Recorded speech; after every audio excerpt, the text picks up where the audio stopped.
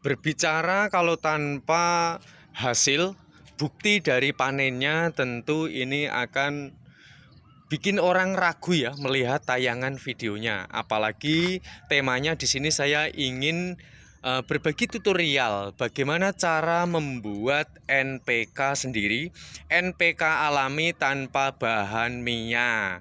Apalagi daripada kita membeli NPK yang sudah instan, ini mengandung minyak. Jadi menurut saya ini gimana ya? Kayak kurang sip gitu ya.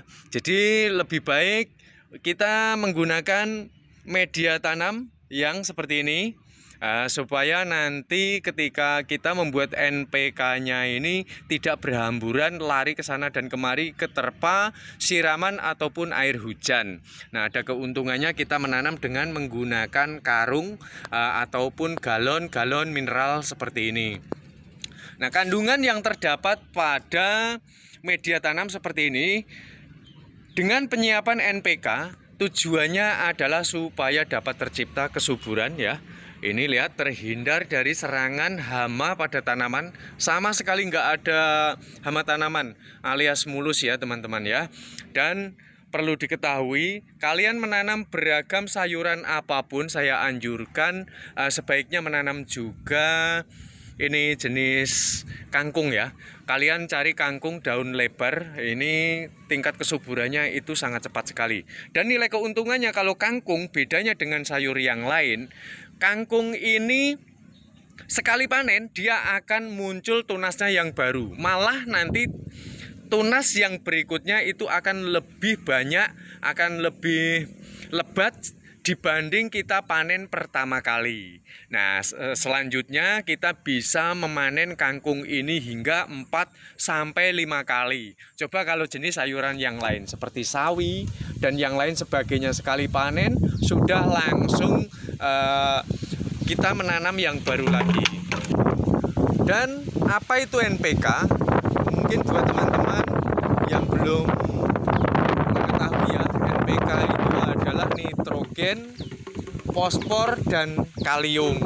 Jadi manfaat dari kandungannya ini dapat menyuburkan dan menyegerakan pertumbuhan dari akar hingga pucuk daun bahkan buahnya. Selain dari itu, kandungan NPK ini dapat menahan ketahanan dari serangan hama penyakit sehingga nanti jenis sayuran yang kita tanam ini tidak mudah ataupun tidak rentan oleh hama pada tanaman.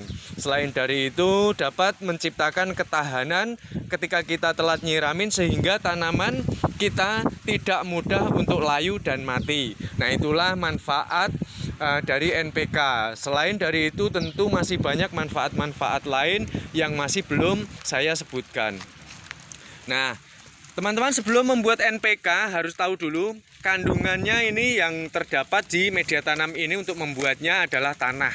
Jadi 3 ember tanah, perbandingannya kita menggunakan 1 ember dari bekas abu, bakaran limbah rumah tangga ataupun bakaran sekam ya. Ini kita gunakan 1 ember tapi dicampur dengan kotoran ternak sapi, kambing ataupun ayam.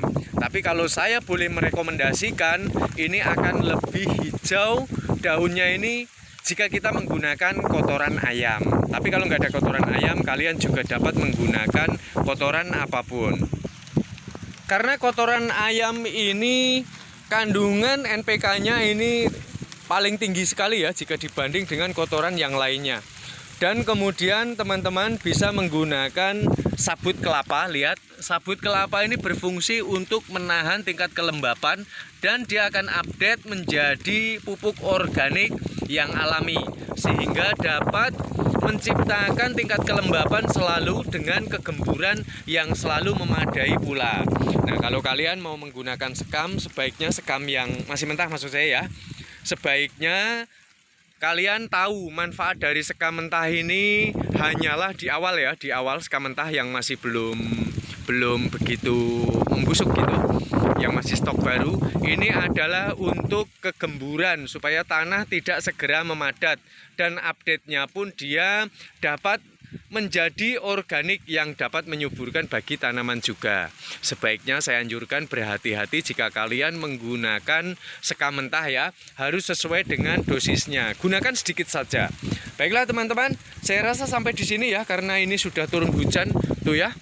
Ini maka saya tutup dulu perjumpaan kita kali ini dan kita jumpa pada tutorial bermanfaat selanjutnya.